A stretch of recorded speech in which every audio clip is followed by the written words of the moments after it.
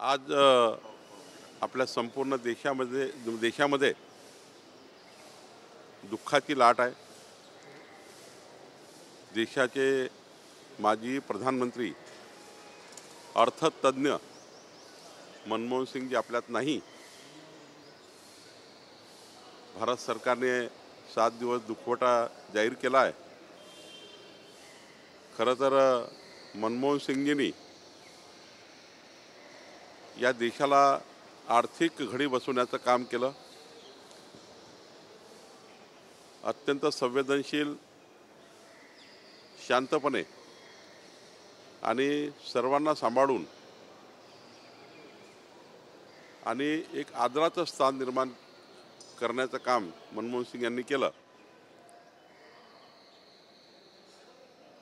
मनमोहन सिंगच्या जाण्यामुळे देशाचं नुकसान झालं आहे। मी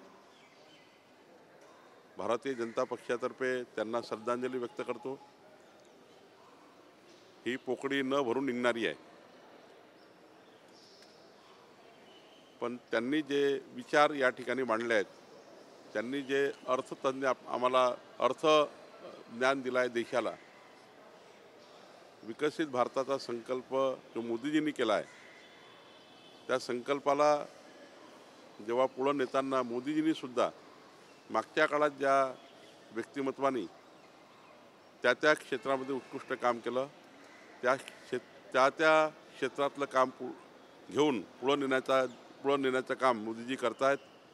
आणि त्यामुळं मनमोहन सिंग यांची कारकीर्द, मनमोहन सिंग यांचा राजकीय प्रवास आणि मनमोहन सिंगजी यांचा जो काही या देशाला त्यांनी विकासाकडे नेण्याकरता ज्या ठेवी ठेवलेल्या आहेत, त्या पुढच्या पिढीला, आमच्यासारख्या पिढीला या प्रेरणादायी आहेत।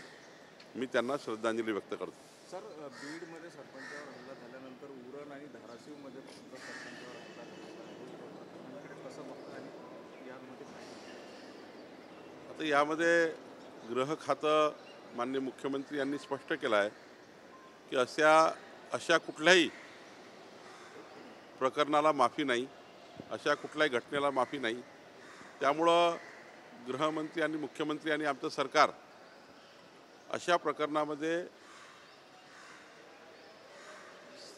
कडक कारवाई होईल, या प्रकरणामध्ये कोणी सुटणार नाही, अशा भूमिका सरकारची आहे। सरकार पूर्ण क्षमतेने काम करत आहे आणि दोषीला योग्य शिक्षा मिळेल असं मला वाटतं।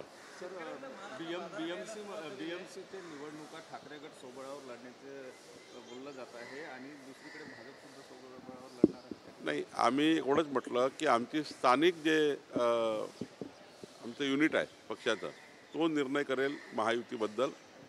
बाकी राहिला उद्धव ठाकरेंचा, त्यांच्या पक्षाचा निर्णय घ्यायचा अधिकार त्यांना आहे। त्यांच्या पक्षाबद्दल मी बोलू शकणार नाही।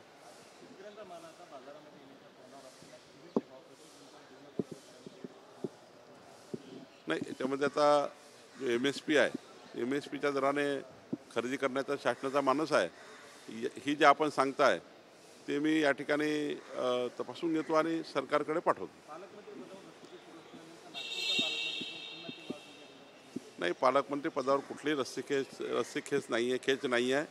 आम्ही या ठिकाणी दोनदा माझी चर्चा झाली आहे, माननीय मुख्यमंत्री महोदयासोबत चर्चा झाली आहे। लवकरच याचा निर्णय होईल। नागपूर संदर्भाने पक्ष निर्णय घेईल।